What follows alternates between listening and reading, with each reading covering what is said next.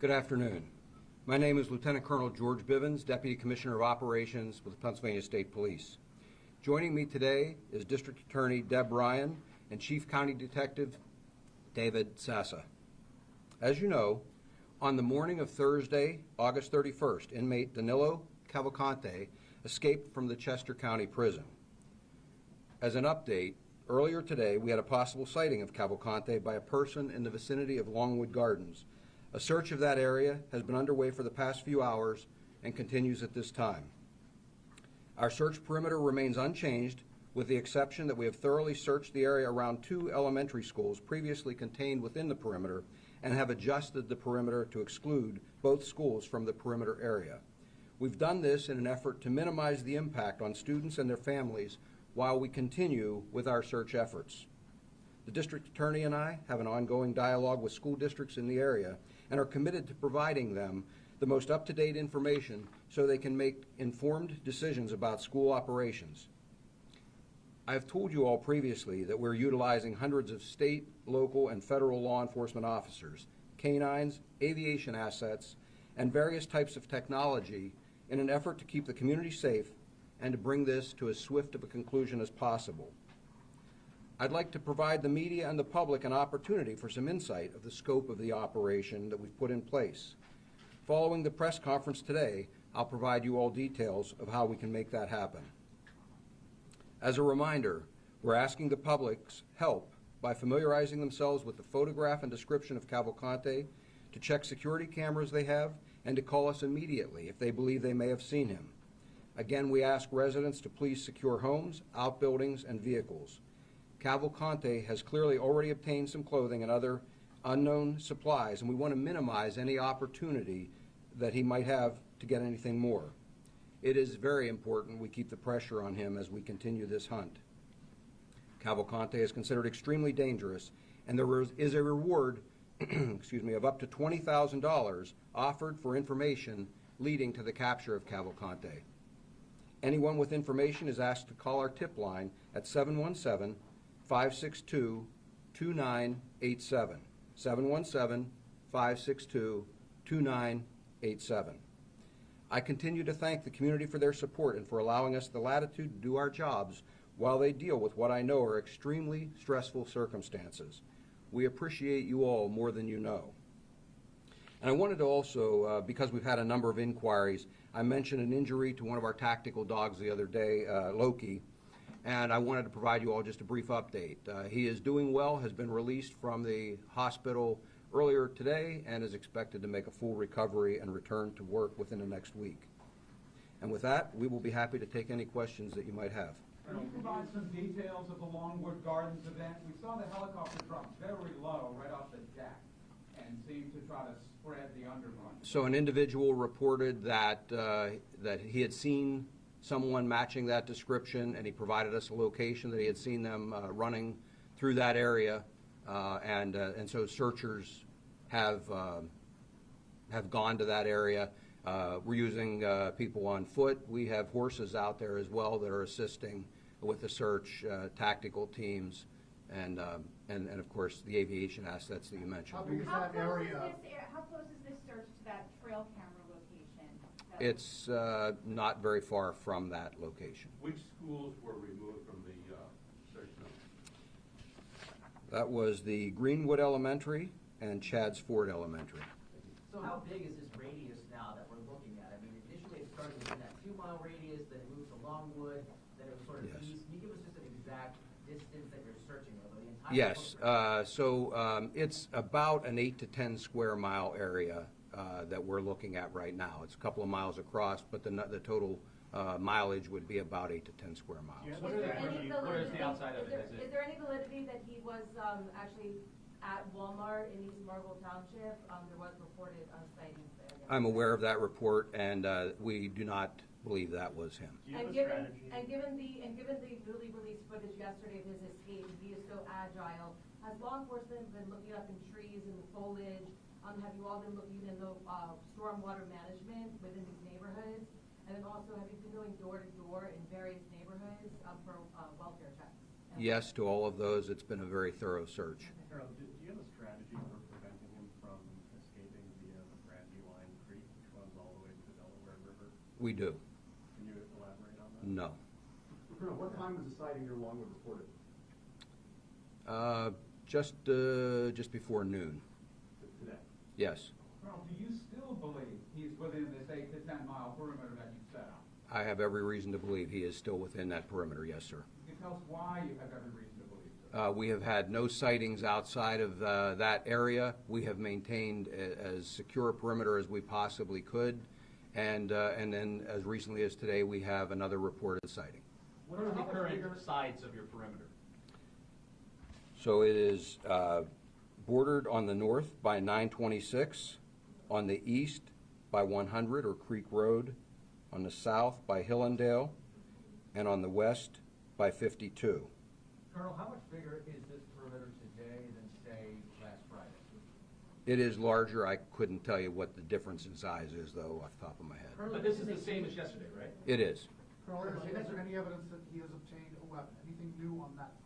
I do not have any evidence to that effect, sir. With the mushroom I'm sorry, just festival returning this weekend. I'm sorry, just a minute, ma'am. You mentioned the heat. We obviously know it had an effect on the canine officer. Is there any truth that the heat may have impacted thermal cameras at the prison that may have been heated or could not have been working at the time Cavalcante escaped? I couldn't speak to what effect anything would have on the cameras at the prison. Can you talk about the effect on the, law enforcement members on the ground when you keep working through the day? Oh, it makes it very challenging. You know, certainly all of you have been out in this weather, high temperatures, high humidity. They're wearing, you know, uniforms with bullet-resistant vests, carrying a lot of equipment. It certainly adds to the challenge. With that said, I have not heard a single complaint, and I believe our people are up to the task. But do they get some break time, cool down time, water breaks? If someone needs it, we absolutely get them some rest. But typically, what we've been doing is we're transporting fluids, food, those kinds of things to sustain them and keep them well hydrated out to their locations. Sorry, ma'am. Yes, thank you so much. Two questions here. The Mushroom Festival returns for the 28th year in Kennett Square, which is a couple miles from East Marble, Longwood Gardens. The Mushroom Festival will return as planned. Our law enforcement, state agencies, federal agencies working very closely with local police to ensure that the escapee will not go towards the borough, because some people are planning not to attend this year due to the escaped convict, even though he has not been spotted there. So any thoughts on that? Well, we're working very hard to capture the escaped convict and not allow him to go anywhere. But along with that, yes, we are well aware of that festival, and we are working with authorities, a number of authorities, law enforcement, emergency management, and so forth, to try and make sure that people feel very safe at that festival. Yeah, and last question, in terms of how technology has changed from 1999 when Norman Johnson escaped, he was here for about 3 weeks in Chester County, again back in 1999. How has technology changed that is supporting your efforts to find him? Any thoughts on that? As with your cell phone, it's changed dramatically in that amount of time. And so we take advantage of some of the latest state-of-the-art options that are available. And so when I've mentioned here before, we use a wide array of technology. We have a number of federal partners here with us that I've talked about previously. All of the assets of all of our agencies are brought to bear. If Mud Creek Road is the eastern perimeter, how did you decide to remove Chadsport Elementary School from the search area? We carved it out by putting additional officers around there. We cleared that property and then put officers around it so that we could carve that piece out. The property at the school? Yes, sir.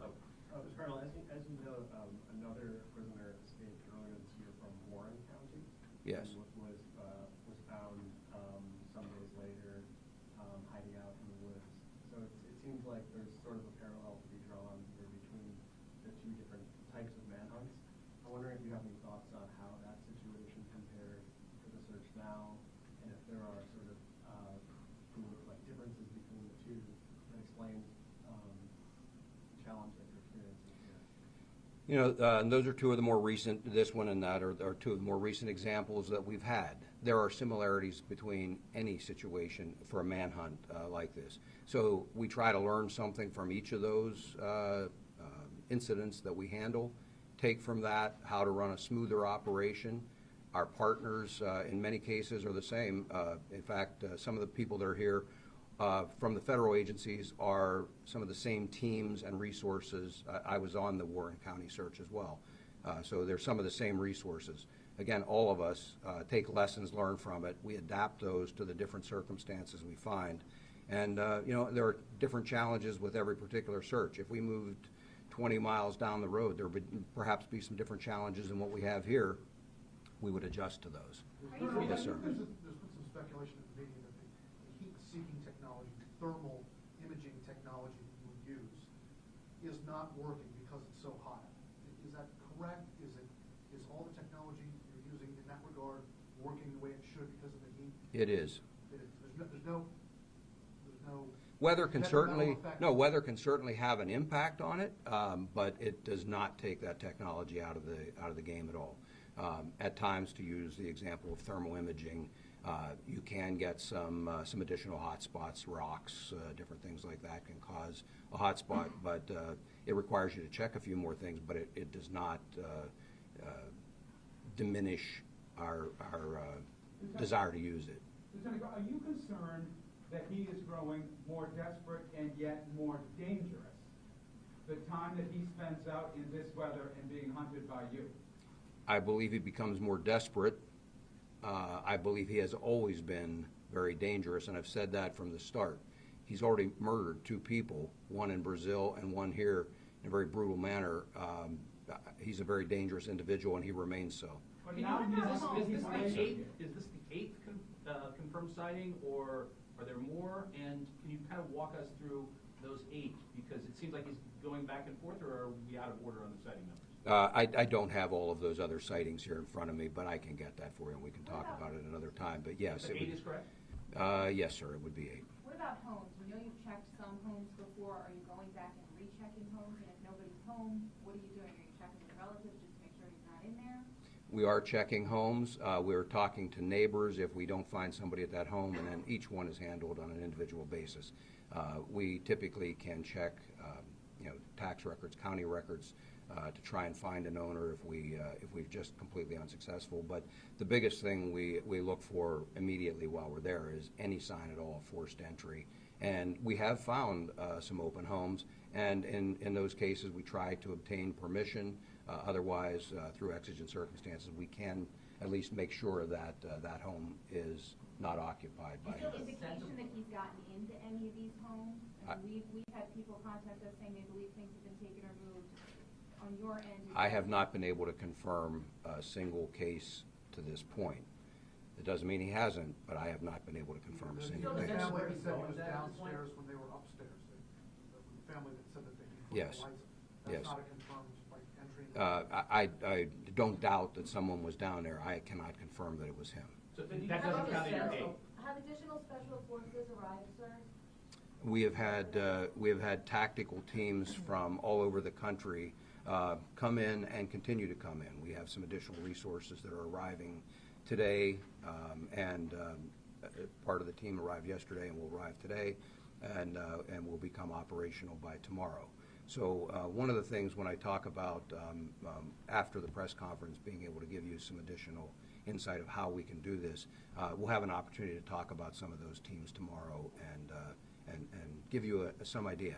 I think, and I'll come back to some of your questions here in a minute, but I think what I would like you all to see is that there is an amazing operation going on here. There's a collaboration between local, state, and federal law enforcement agencies.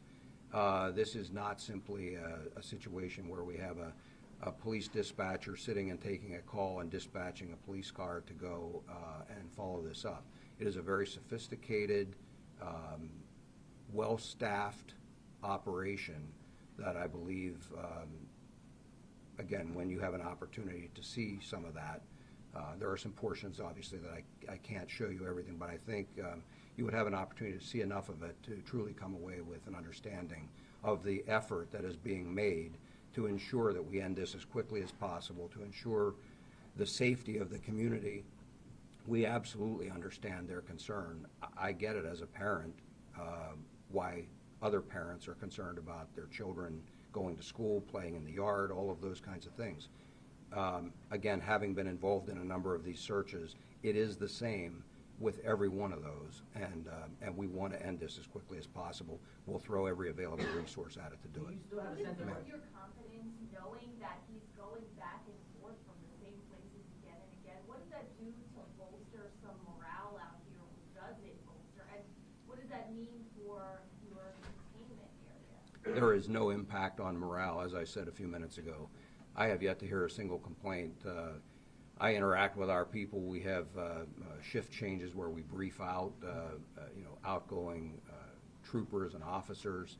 The morale is high, and I talk to them when they come in after a lengthy shift and working in these conditions. Morale remains high. These are people who are volunteering to come here, many from out of the area, who are volunteering. Now, in the case of state police, they're being paid. So I don't mean it to sound as though they're just volunteers, but they are asking their commanders to send them here. That's how high the morale is. Any sense of where he's going now, and then can you confirm that there was no equipment failure at the prison as it related to any heat that may have impacted any of the cameras or technology there that could have aided in his escape? I cannot speak again to the technology at the prison. That is not my focus at this point in time. My focus is on capturing him.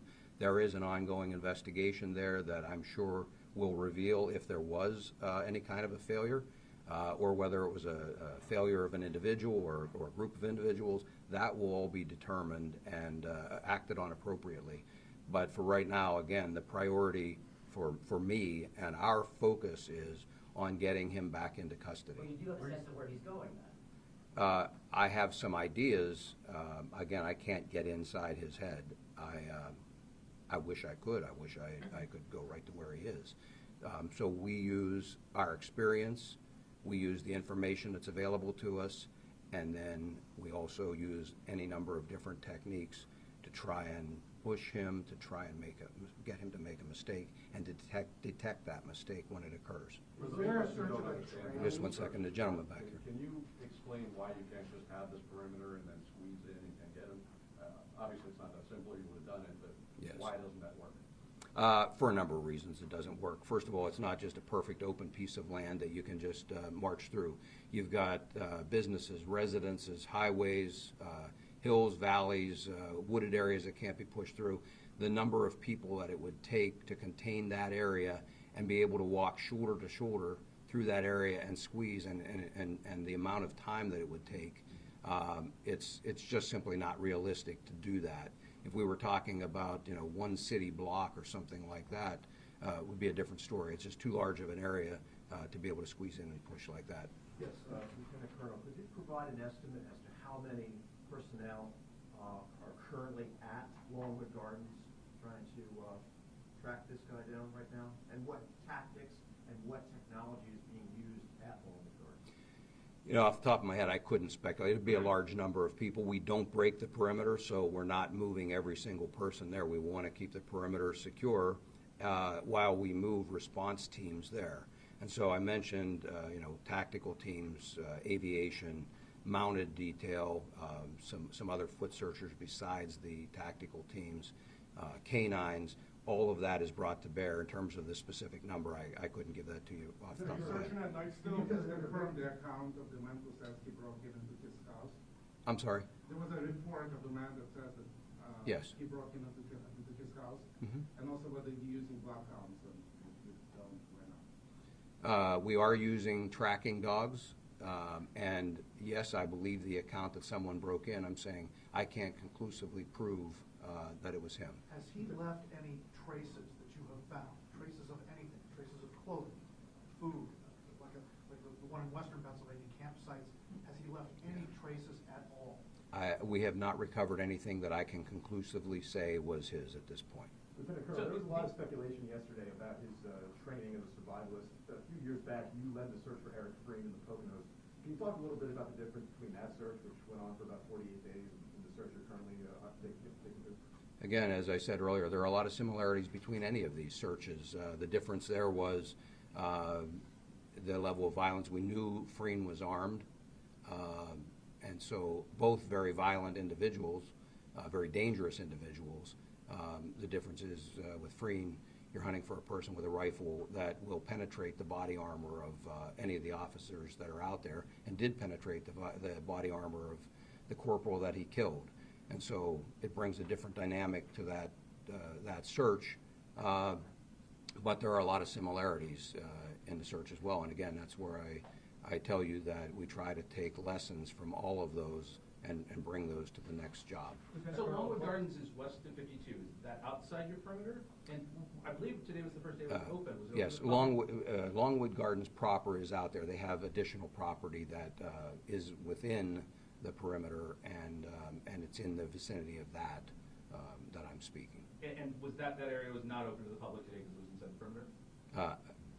I can't speak to whether Longwood Gardens had that piece open or not. There wasn't anybody in there. So not all of Longwood Gardens is in the perimeter, correct? Correct. Do you still have men searched that night? Yes. Lieutenant, this is a question maybe for the district attorney or the chief.